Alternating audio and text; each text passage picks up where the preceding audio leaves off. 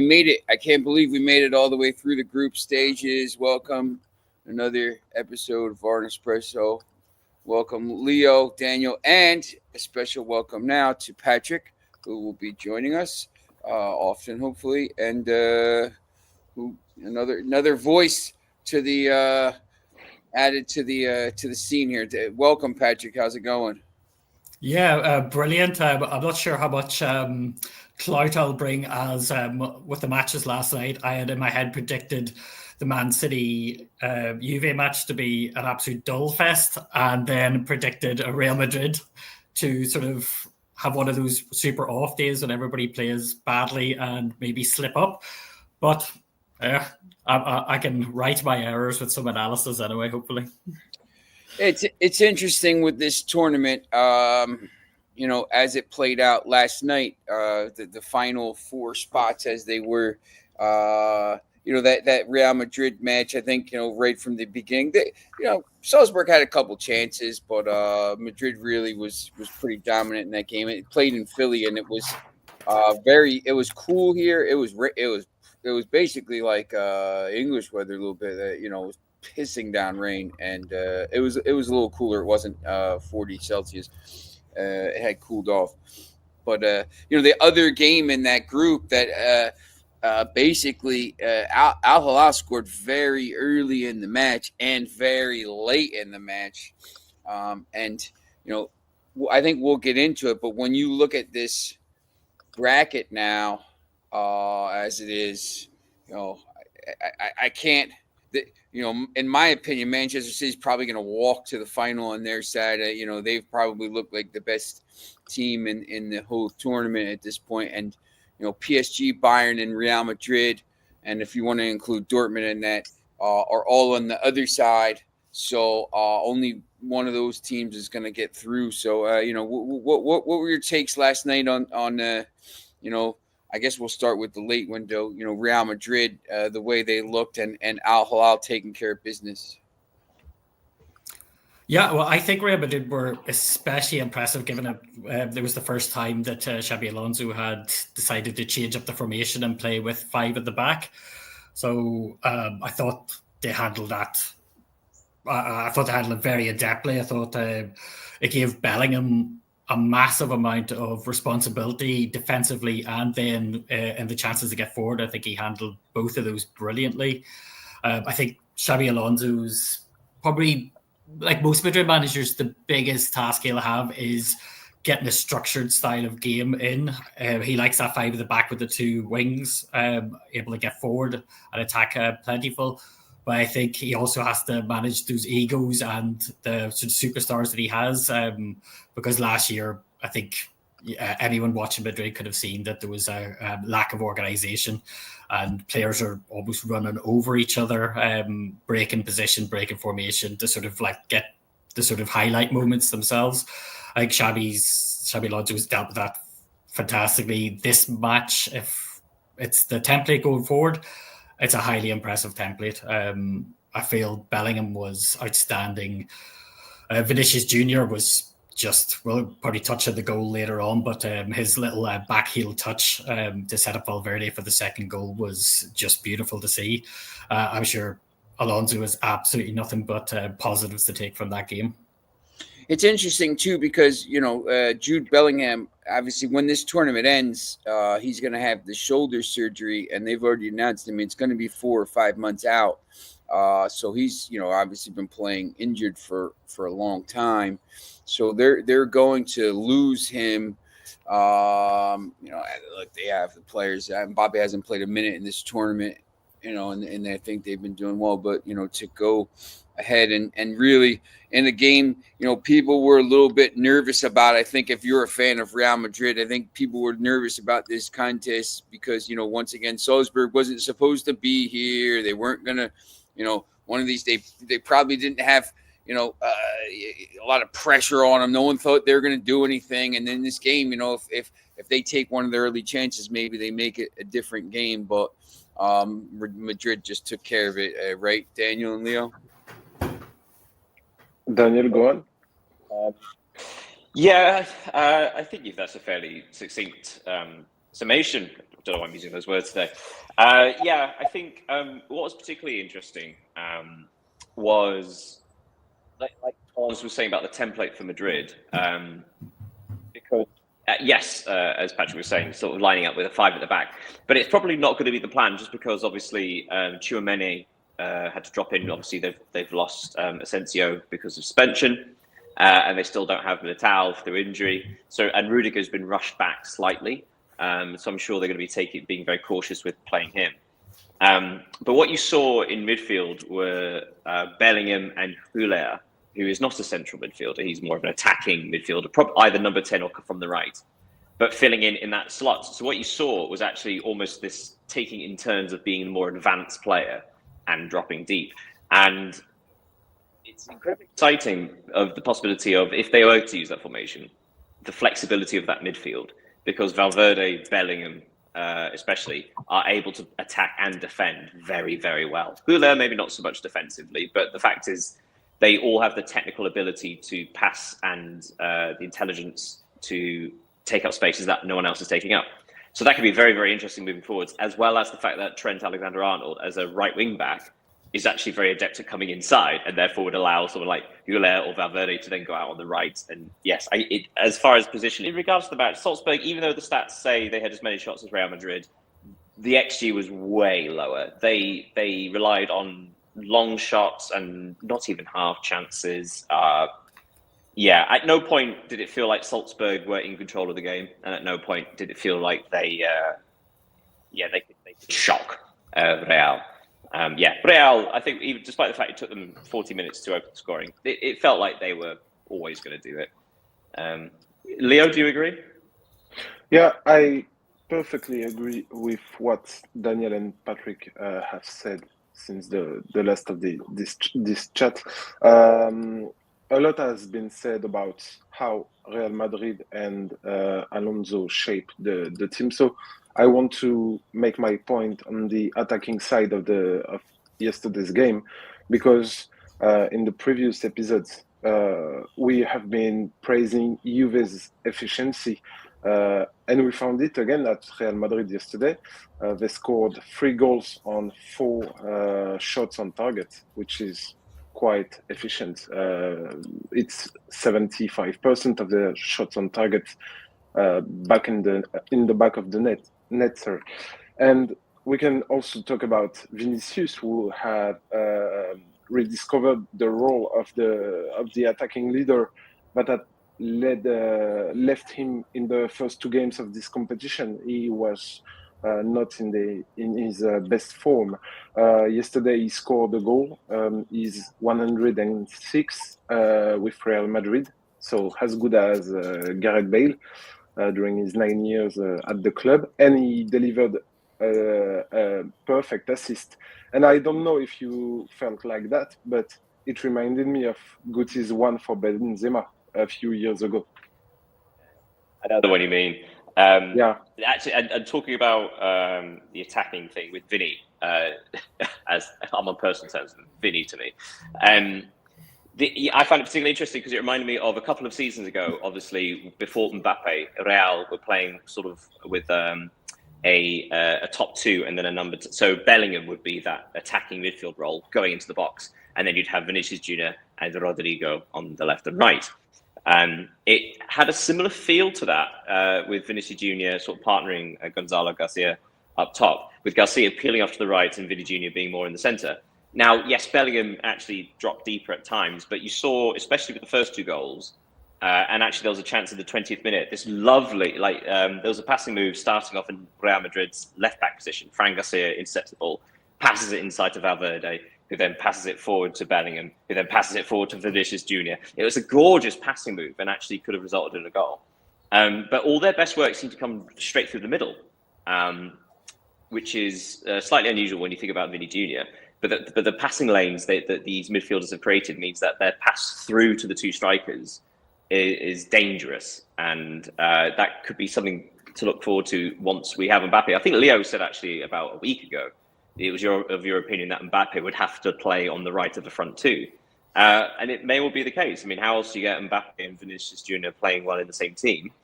perhaps they both play slightly out of position. But then, getting the best out of players like Bellingham and Huller in that number 10 role could be the key.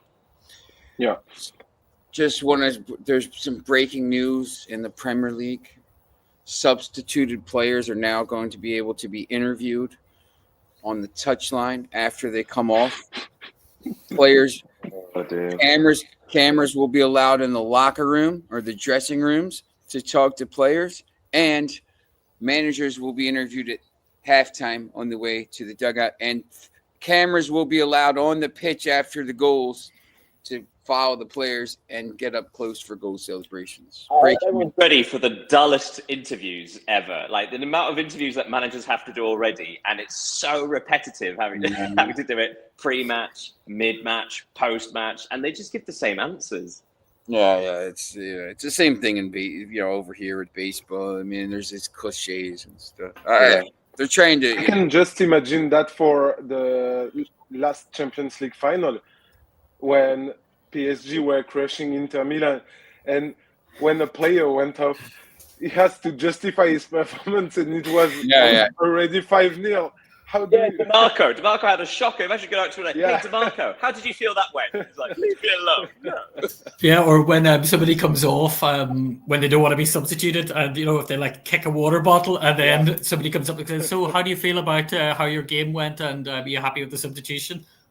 Oh my word!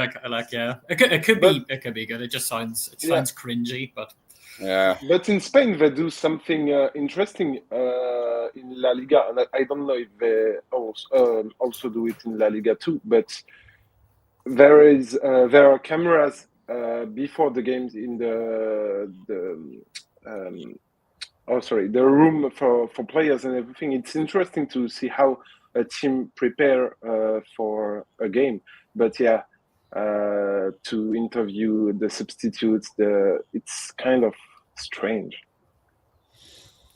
I don't know if anyone was watching, if you guys were watching the Madrid, or did you get a chance to watch the Al Hilal match last night? Extended highlights, simply because it was quite late, obviously for you. On the same time, it's tough to watch the two, here.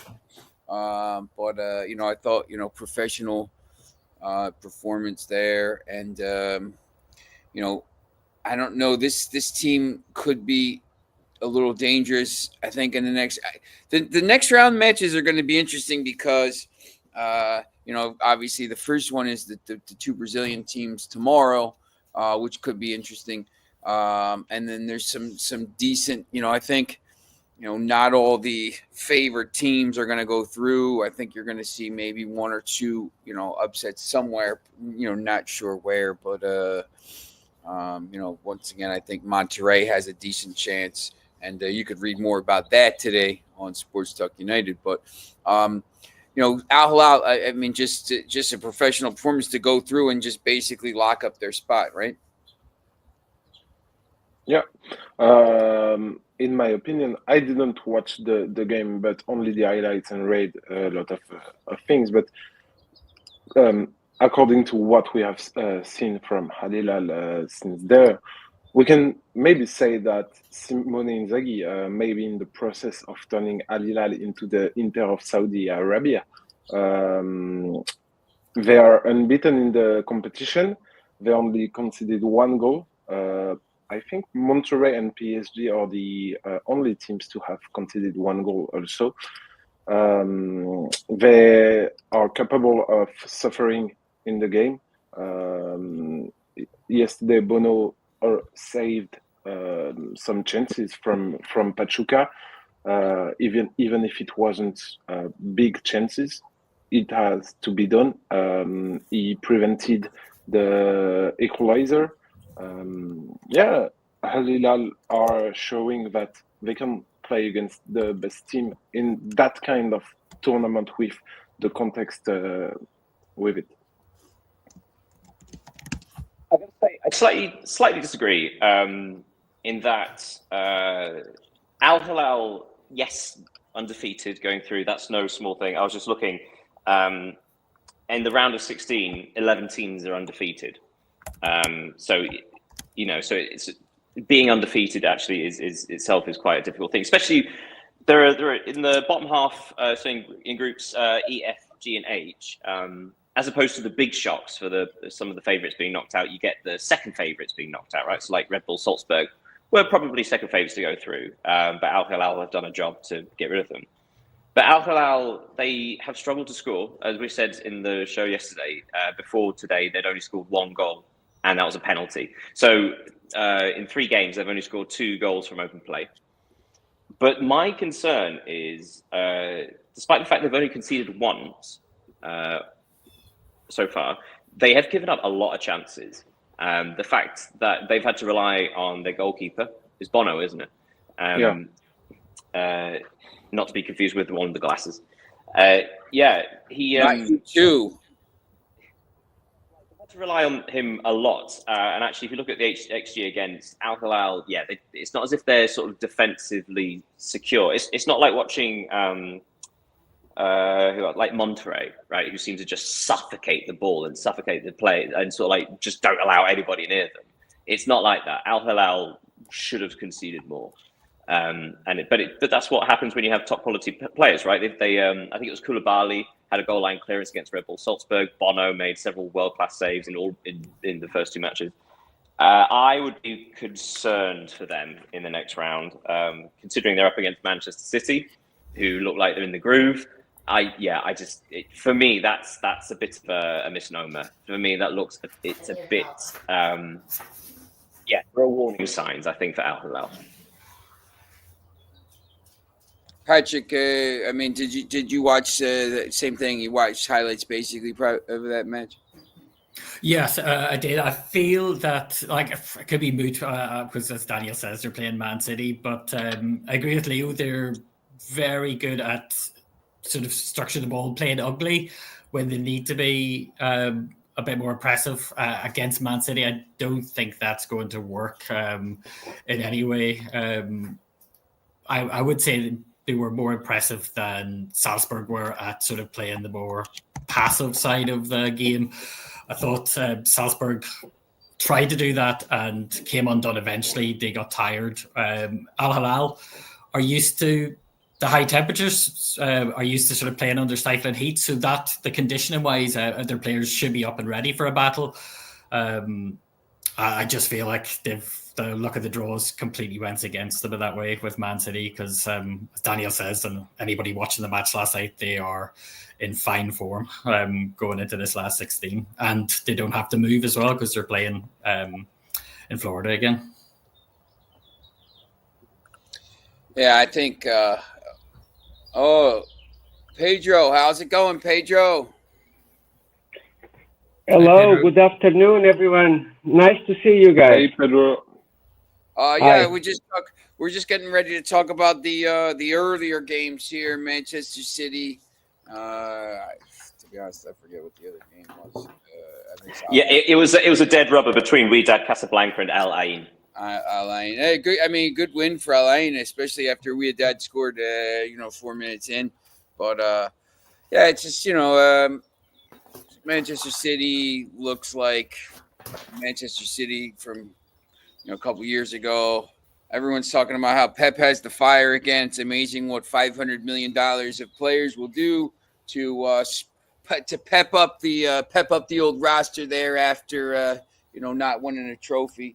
So look, obviously, once again, in my opinion, they walked to the final in that top half of the bracket, and they're, to me, I think they're going to win the tournament at this point. But who knows? I mean, their squad depth is deep. But once again, I mean, they spent a lot of money, so they should be expected to be winning stuff and not winning. Having a year where they don't win anything. Is it just a matter of them getting their groove back, or are they just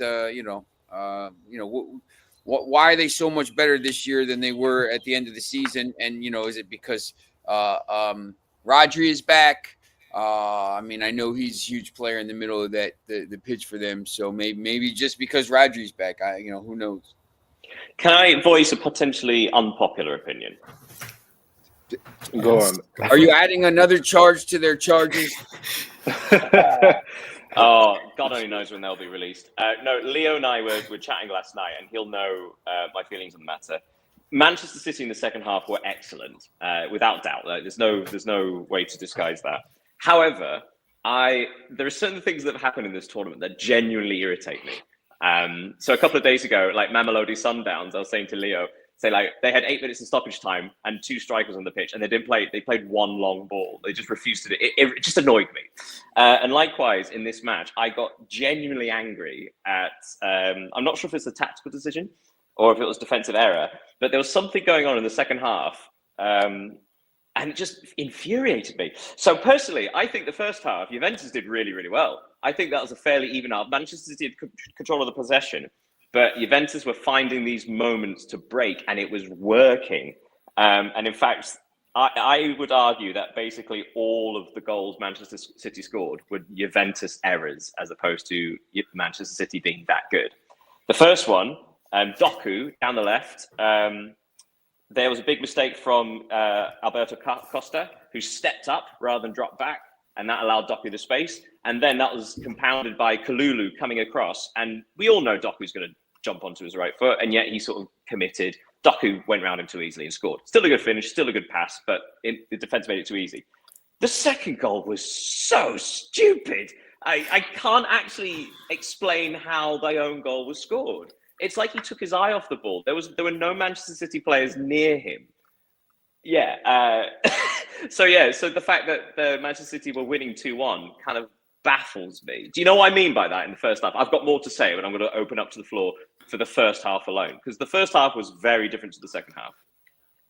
Yeah, I agree with you when you're saying Juventus shown a terrible defensive performance yesterday. In fact, yeah, there were a lot of errors, but we cannot forget that errors are caused by the adversary. And yesterday, Manchester City played very well. I think it was, in my opinion, it was a really pleasant Manchester City side with a vertical attacking threat, which was not, which is not their, how can I say that? The thing they used to do every time. Now they got really great passes with Ryan Nate-Nouri.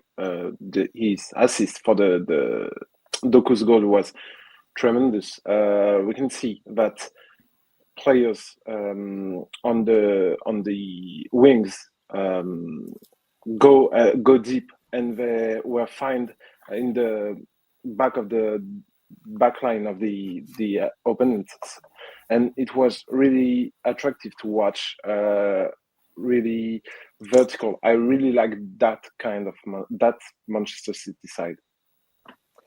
I mean, yes, I could completely agree with how they were playing and the that sort of thing. But the thing that was genuinely angered me. So in the second half, at half-time, Omar Mamouche is withdrawn. Erling Haaland is brought on. Okay, so it felt like, again, first half different to the second half, and Juventus made a couple of changes as well. But the sense playing in a back with a back three, it's more essential than a back four to keep a straight line when you're dropping deep, when you're coming up, because where the wing backs are, if your wing backs aren't in line with your back three, there's a fair bit of space for the opposition wingers to run into. What kept happening, and again, this is why I was messaging Leo, because I was so angry.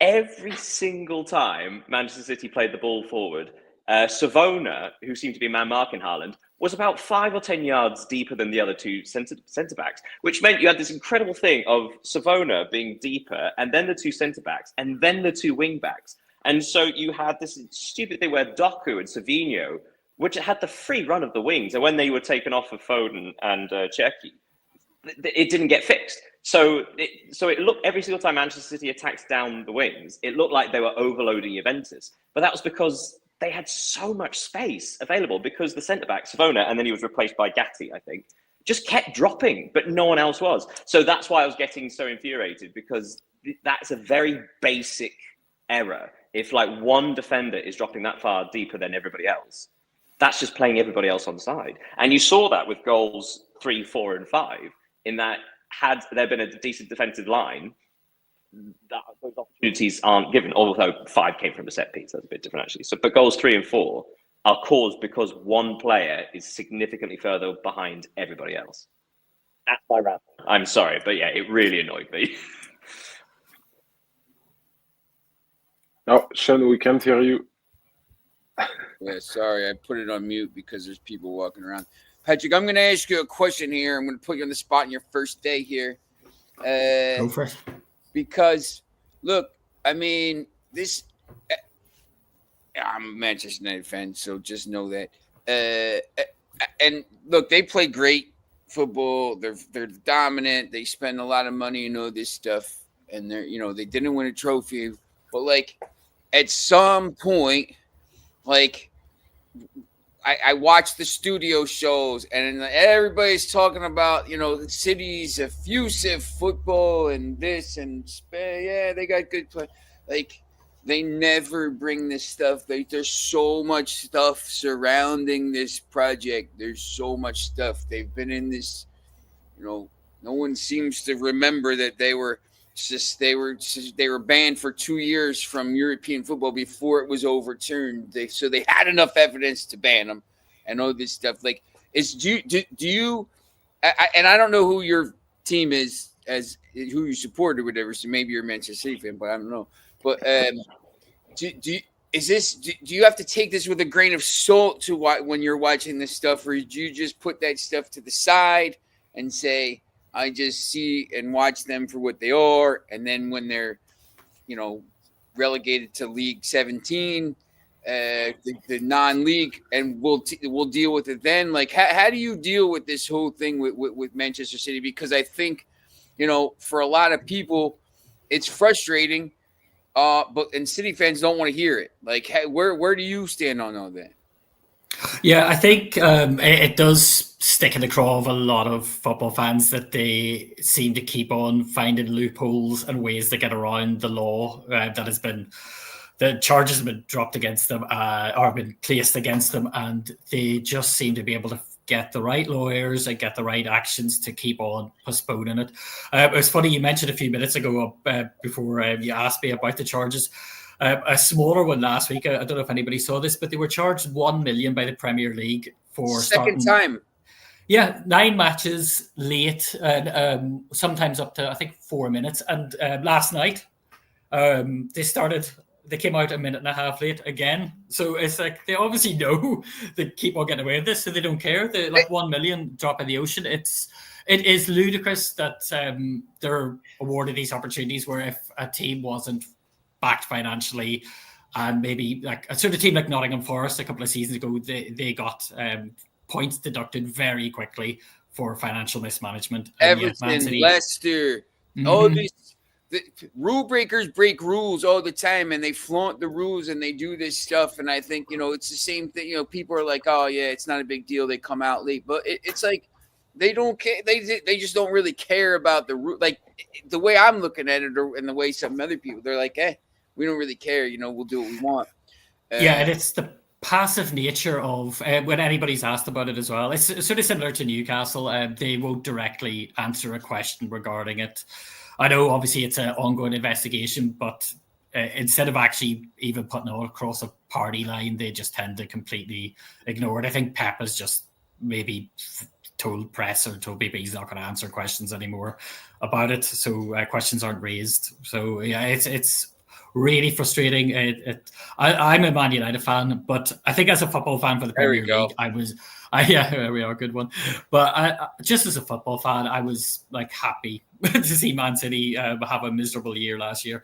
I don't think the pigeons will go home to roost on this one. I think they will find a way out of it, or have to pay a minimal charge. I'm a United fan. I like taking away all the other stuff. The football they play is great, but they spend a lot of money to do it under the and they spend a lot of money under this cloud of stuff. Daniel, go ahead. It's tricky talking about it. First of all, I actually agree with Patrick in regards to, I think anybody that wasn't a Manchester City fan enjoyed Manchester City's season last year. But then you feel that if there's a dominant force in any league, you want them. You want unpredictability. You want to share around. You want new winners. You want new victors. We saw that this year in a lot of competitions across Europe, how the underdogs seem to win, which was wonderful. Regarding Manchester City, a couple of things to note. One, the difference between Nottingham Forest, Everton, Leicester getting charged is because they were charged on one thing, which was purely financial. So therefore, accounts were registered. They went over a PSR limit, but that's a number that's quite easy to show. Like, okay, there's that number you should have hit. You've missed it. Whereas Manchester City, you're trying to prove there are 4 separate category of charges. One of which is essentially proving that they deliberately misled or cheated. And another is quite interesting in that we were talking before about they'll find loopholes, they throw in like appeals, this like make everything difficult legally, which worked when they were banned from European competition for a couple of years. It wasn't overturned because they were found innocent. They were overturned because it was time locked. So UEFA can only investigate these things for I think up to 3 years or 5 years. And then in the appeal, it was found that actually the investigation period was over and therefore it's irrelevant. In this context, there is no time limit. So the 4th level of these charges is essentially digging your heels in. So hypothetically, if Manchester City were to be charged with a significant number of all the others, then all the charges of them being like not being cooperative will make everything worse. However, having said that, if they're cleared of everything, then that last one is kind of irrelevant. They'll probably just get a slap on the wrist.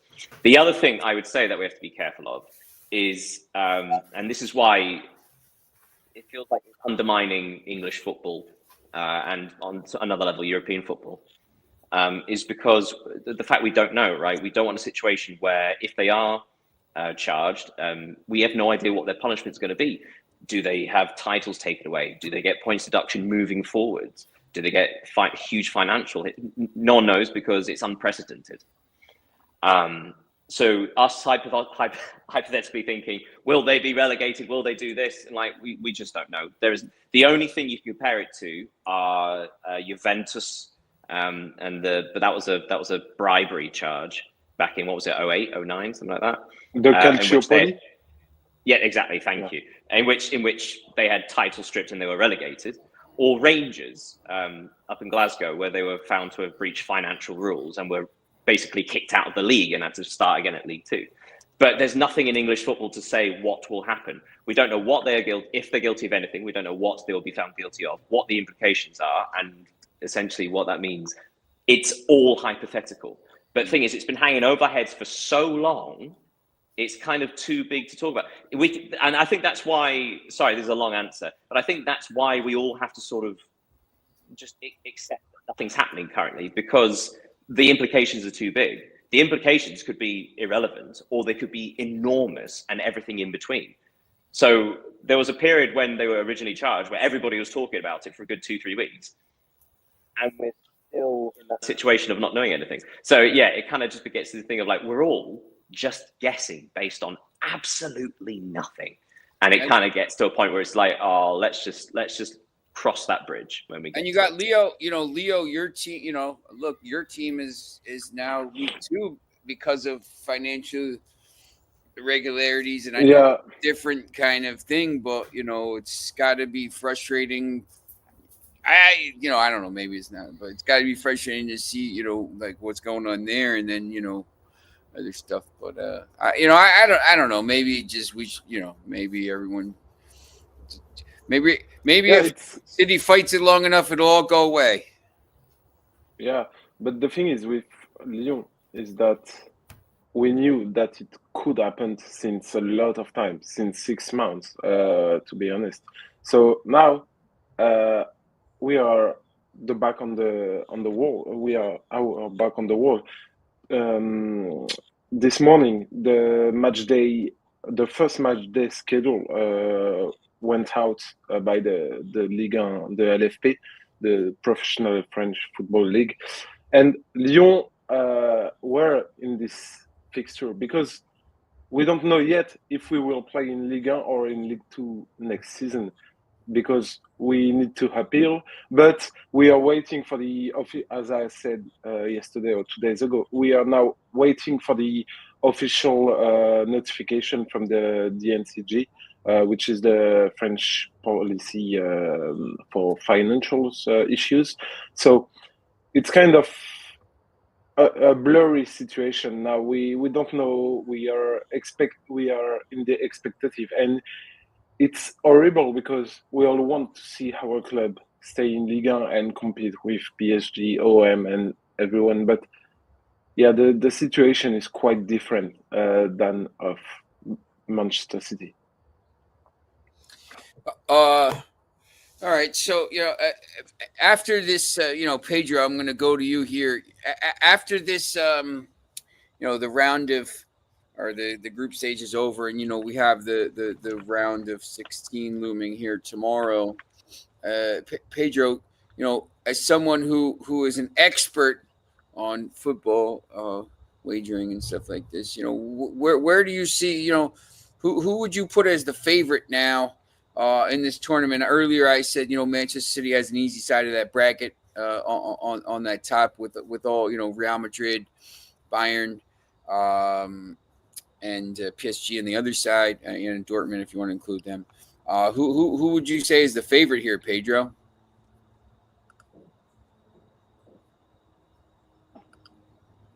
First of all, I love your work, guys.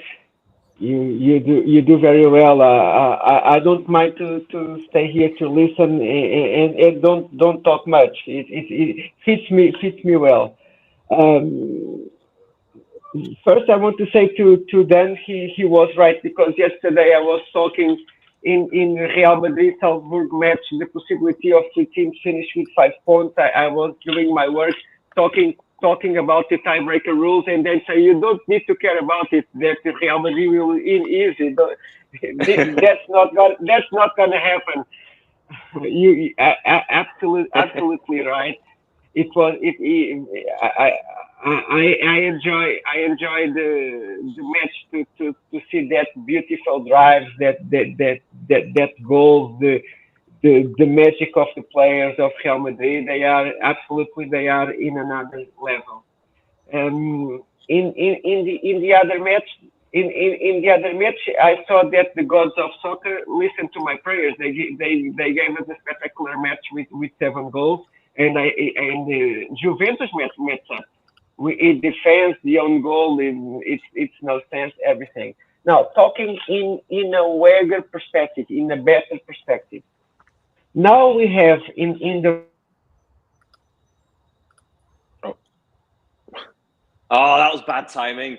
Oh, you just. I was just ready to take notes there. There he is. Go ahead. No. Just okay. I will make sure. The clubs from Europe will have an edge in the next round over the American clubs and the Asian clubs, because they have more depth, more experience, more well coached. They have the best players in the world, and they will make the difference. Okay, that's my opinion in a better perspective. But of course, the bookmakers know this. Will make the odds according this.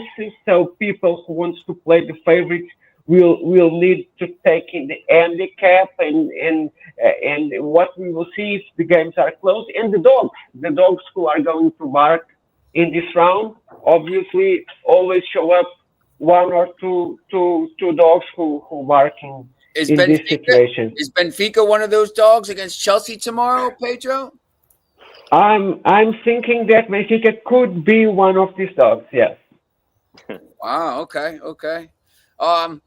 Tomorrow, just go through. Palmeiras plays Botafogo tomorrow. Benfica plays Chelsea tomorrow. Inter plays Fluminense. PSG plays Inter on Sunday. Flamengo plays Bayern. Into Miami specifically. Inter Miami. Yes, yeah. Inter Miami. Sorry. The other Inter, the Internazionale. Monday. So the games on Saturday and Sunday are 12 and 4 Eastern time. Figure that out where you're at. And the other games are 3 and 9 Eastern time. Inter plays Fluminense on Monday. Man City plays Al Hilal. Tuesday. Real Madrid, Juventus, Dortmund, Monterrey will be the last game of the bracket. So of the games tomorrow, Palmeiras, Botafogo, Benfica, and Chelsea. I think we'll talk a little bit more about these tomorrow as well. And Sunday, PSG, Inter Miami, Flamengo, Bayern. Of those first 4 games, which ones interest you the most? We'll start with Leo. Okay. Of course, it will be for me PSG versus Inter Miami because of the backstory between Lionel Messi and his former club. Everything hasn't been good since his departure from France. He said a lot of things. A lot has happened between both parties. It will be interesting to watch. I don't think Inter Miami will win against PSG because there are a gulf which is too big between the two clubs. But just for the context of the game, it will be interesting to watch. What about you, Patrick? I've got my eyes on Benfica Chelsea. I think that Chelsea had one of the easier groups and made very hard work of it at times. I still think they're playing with a lack of cohesion, which sort of has been their trademark over the last year, 18 months. Benfica look solid. They look like they can defend. They look like they are happy to absorb pressure and pick their points to attack. So, yeah, I'm with Pedro there. I think the Benfica dog might be barking tomorrow night. Daniel. I'm quite interested on Sundays, the second game on Sunday, Flamengo Bayern. Bayern have been the dominant side in their 3 matches, but they really did struggle against Benfica. And Flamengo have looked really impressive. I do wonder if that is a possibility for an upset. Also, just a quick question. I know it's because it's on a weekend, but also it seems unfair that there are 2 sets of matches playing midday in this heat, as opposed to, say, Manchester City, you get to play at 9 o'clock.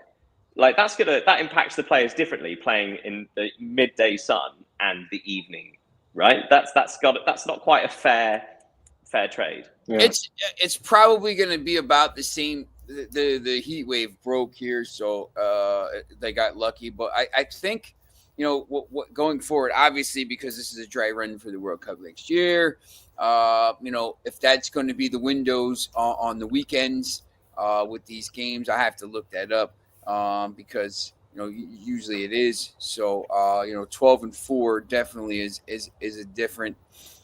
There's different. Playing tomorrow at 12 in Philadelphia for Palmeiras and Botafogo definitely is going to be warmer than playing, 9 o'clock somewhere else. If they were playing the game like last night, the game that Real Madrid match in Philly, the temperature was about 70 Fahrenheit, which is, probably, 22, 23 Celsius, and it was raining. So it was a much cooler. They even had a hydration break, which they didn't really need because, it wasn't that bad, but that's going to be much different than playing even, 12 o'clock PSG Inter Miami is going to be, inside. So that doesn't matter. But Flamengo,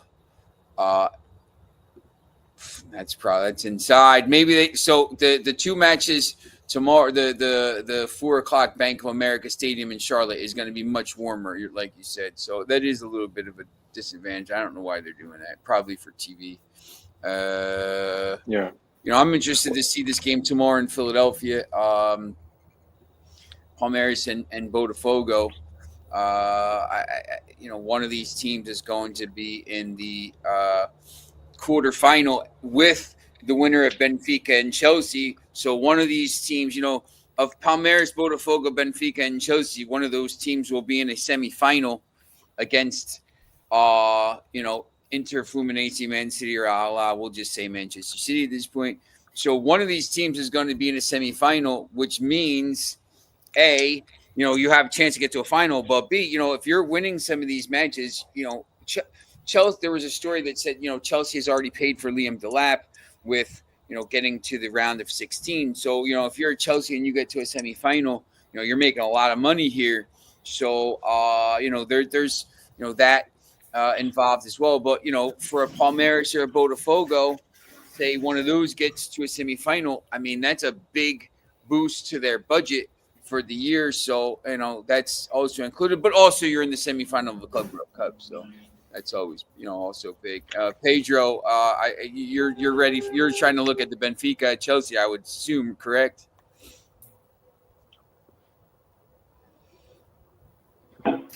Sorry, guys, because I'm mute because I don't want to make noise. I'm using the keyboard also. Yeah, you're making people money, Pedro. I understand, man. You don't have to explain. No, I want to help you guys, and all my work has an handicapper. All my contents are free for everybody. So anyone who asks me directly or from the shows about sports betting advice, and I don't like to force plays and to talk about what I don't know, but if they ask me an advice or to go to a show or to comment everything, every content, everything I say is free. I don't receive a penny. So it's normal. It's normal during the day. I'm preparing several things. That's how things work. I like to be honest with you guys. It's a pleasure to be in this group. Fantastic group. I'm trying to conciliate with other things. That's why sometimes I'm in transit. Sometimes I'm in the office or in the studio. It's how works. It's how things work with me.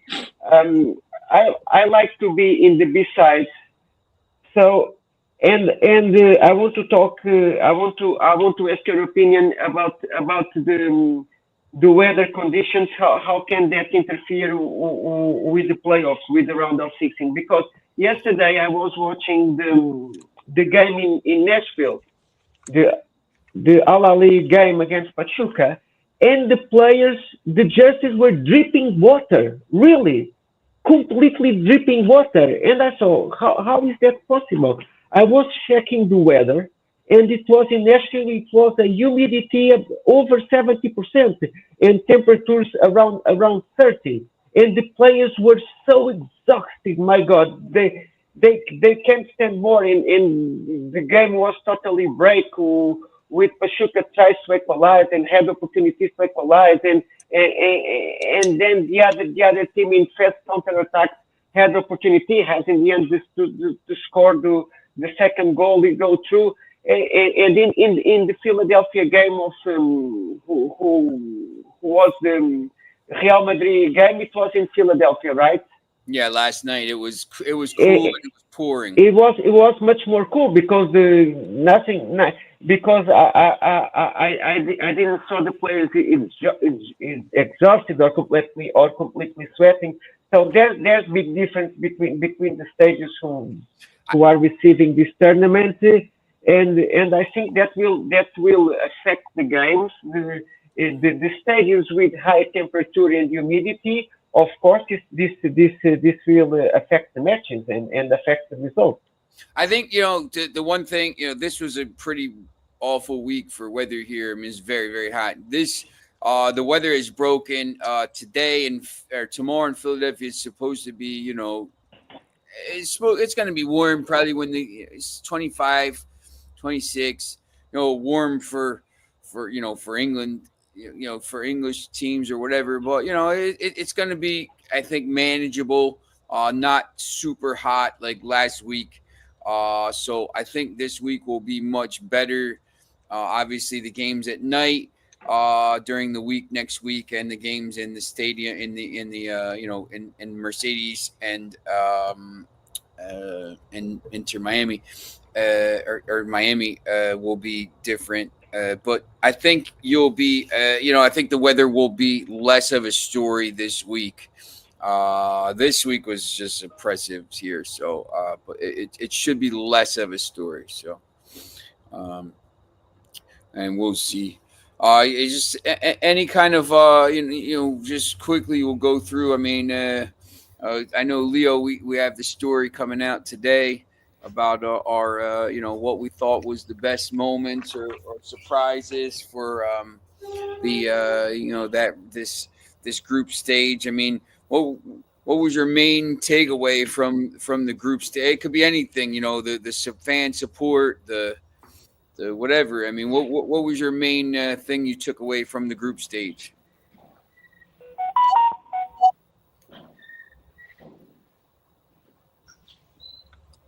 Yeah, I think that's better. Personally, I have to note about the Brazilian team because they were just exceptional between the way they played, the supporters, the good vibes they bring to the competition.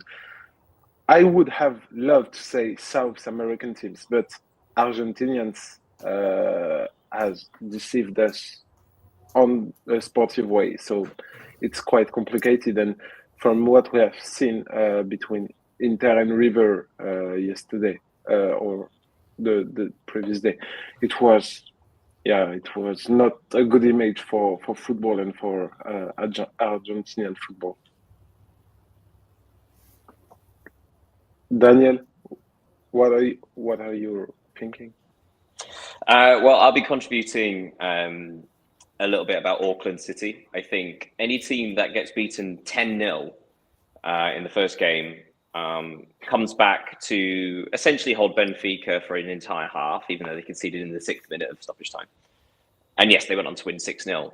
But then in the third game, to somehow find the determination and the backbone to still fight and to still, it's just for pride, isn't it? And yet, they did so well against Boca and managed to get a point, which they really shouldn't. We're talking again a semi-professional team who have been absolutely destroyed in the first match, who got well beaten in the second, and somehow found a way to get a point. And we're not just talking about. And I mentioned before, in England we have the FA Cup where you have fairly regular, let's call giant killings. But usually in those contexts, that involves, say, a team like Manchester United going to a non-league ground, small dressing rooms, and the pitch that's deliberately bobbly so the good players can't pass the ball. It's in those contexts the smaller team can win. This isn't this. This is equal playing for everybody. It's intense heat, and you're playing against teams that have fitness coaches and proper training for that, and yet the semi-professional side managed to get a point. Despite all of that. And apart from anything else, I also said that the fact that in this competition, I think it's something that you earn like $2.5 million just for participating. And then you get money if you win a game, but you also get money if you draw a game. So the fact that they drew a game means they get an extra, I think it's just under $1 million. Like for a semi-professional side, that is astonishing. What an achievement for such a small club. And also, shuts people like me up, because at the start of the tournament, we were all talking about why the hell are they here, especially after the 10-0. Why are they here? Even though they earned the right to be there by winning the Oceania Champions League, having a semi-professional side sort of is unbalanced in this tournament. But you know what? It shuts me up. They not only do they deserve to be here, but they've earned the right to be here. They held Boca, and you know what? They got more points than 5 other teams.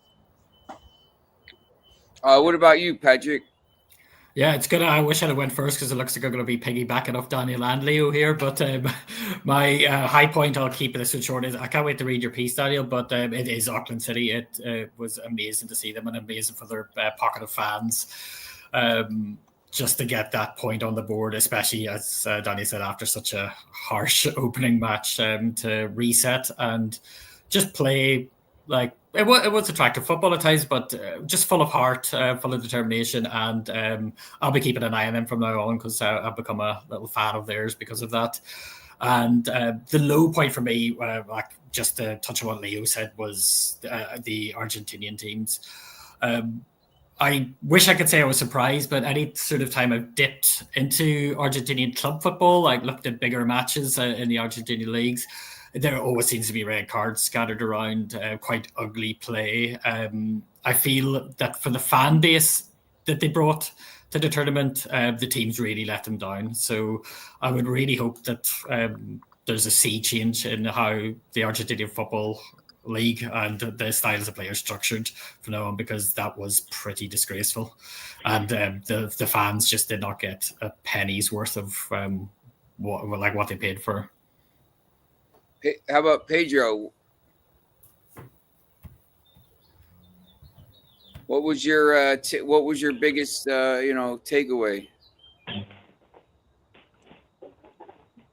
No, from this tournament, I'm sad that we don't have an African representative, because there's so many African good players in Europe. Most are from second generation, so they have a double nationality, and Africa, who is a continent who is struggling with so many issues, and they cannot qualify a team for the round of 16.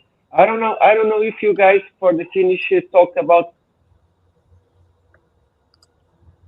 Oh, you've gone again, Pedro. You've gone again. I want Pedro to reconnect. I've written a couple of questions down, like a little fun small quiz, if you want to give it a go. Just to do with the group stage. So first of all, which team scored the most goals? Bayern Munich. Anyone else? City. Yeah, I would say City. Manchester City scored 13, Bayern scored 12, which again, considering Bayern scored 10 in the first game, is kind of surprising.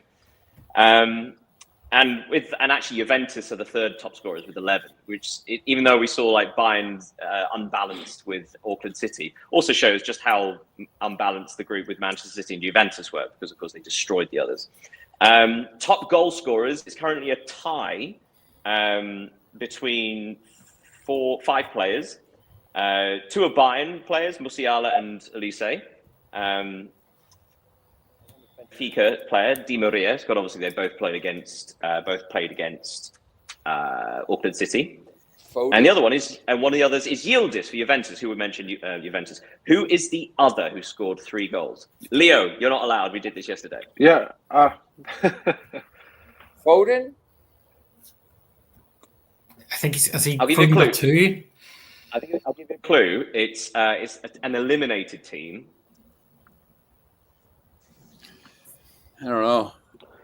Oh. It's Abu Ali for Al Ali, who got a hat-trick in the third game. Actually go on what Pedro said. It's a shame about certain African countries. Al Ali were nearly there. They showed enough to get through to the next round. I obviously have a big love for Mamelodi Sundowns. They almost had enough to go through. Next one. Which team scored the fewest goals? Now, we mentioned Auckland City. They scored 1, technically 2, because 1 was an own goal. So there are 2 other teams that have only scored 1 goal in the tournament. Who are they? Wydad Casablanca. Al Ali. Well, it can't be Al Ali because they scored. Abu Ali scored a hat-trick. Wydad Casablanca has scored 2 goals. Because Al Ain scored 2 also. Wait. Elliot, how many? What is it? 2? How many? Is So just 1 goal. So 3 teams scored just a single goal. One was Seattle Auckland City. Sounders. No, they scored 2. Okay. It's another American side. Is one of them. Yeah. FC. LAFC scored in like the 86th minutes of the final game, so it took them a while. There's one more.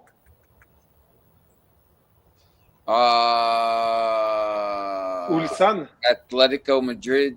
It's another African side. Espérance de Tunis. We completely forgot they're in the tournament, but yeah, they only scored one goal. And finally, there are 5 teams. 5 teams got 0 points. Can you name them?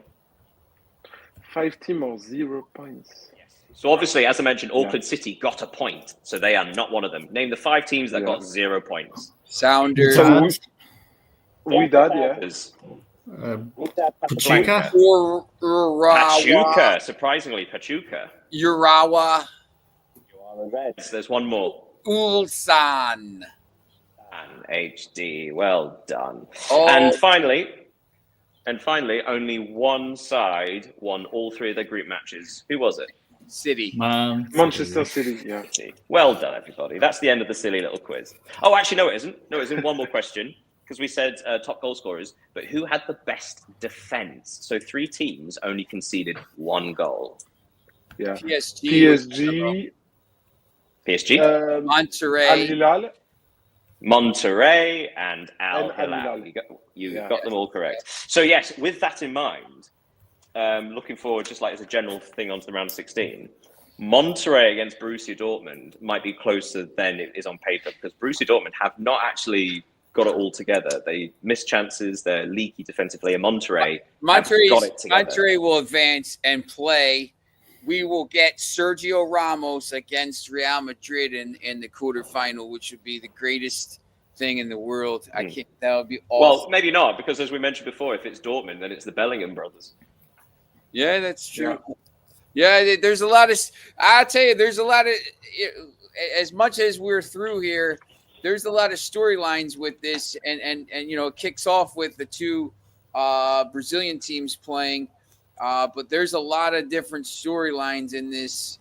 Messi against PSG, Real Madrid. If Real Madrid and Dortmund play, it's the Bellingham brothers, and it's a rematch of the 2024 Champions League final. If Monterrey and Real Madrid play, it's Ramos against Real Madrid. I don't think anyone expects Juventus to get through, but maybe they do. There's a lot of different, if PSG and Bayern play, it's a rematch of the 2020 Champions League final. There's a lot of different, if Inter and Manchester City get through, it's a rematch of the 2023 final.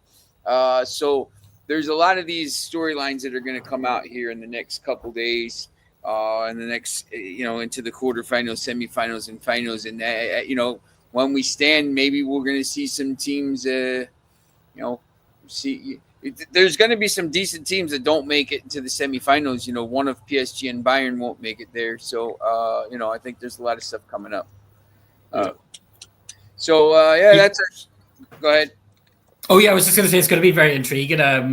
Just to add a bit of extra onto the Juventus match, obviously playing Real Madrid. I don't know if anybody else had the same commentary feed as I did, but the commentators were saying that maybe this match could prove like a learning experience for Juventus. We can make them come back stronger, but to have Madrid next, that'll have to be one hell of a reality check for them. Yeah. I thought it was a very bizarre thing for, I think it was Andros Townsend was commentating. That's quite a strange thing to comment. Although, but it's also, you should point out that Igor Tudor has only been in the job at Juventus for 5 months, 6. So he's still relatively he's not had a transfer window, I don't think.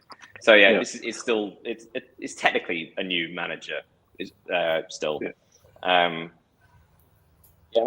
But through forward, new management, because we were talking about new managers before the start of the tournament, because they were in so many situations, and actually you have seen a few of them get knocked out, but you've still got. I know it's not going to happen, but it is possible that Inter will play Al Hilal in the quarterfinal. Not that it will happen, and then you've got the Simeone and Inzaghi reunion, which is quite funny. Yeah, I think we've got a lot of storylines coming up. So make sure you join us tomorrow. We'll do a preview of the games and maybe talk a little bit about some of the other stuff going on. So maybe. And Daniel, you can make quiz every day. Pay me. All right. We will see you again tomorrow. Have a good day. Have a good day. Bye, everyone. Goodbye. Thanks very much.